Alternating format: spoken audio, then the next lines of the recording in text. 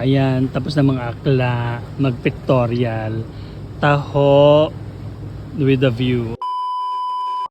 Hello mga kuda!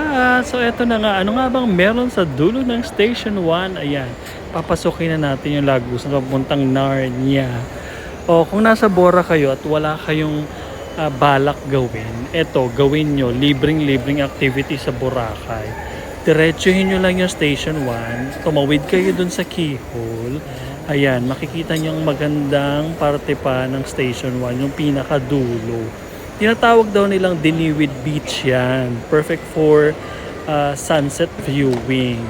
May nag-comment pa, bumubuking dyan kayong mga akla kayo. Mangingat kayo ha. Ayan, si Mama Mary nandyan no, sa kaliwa. So, ayan, tignan nyo naman ang ganda ng view dyan. So, perfect yan para sa pictorial ng mga aspiring mga models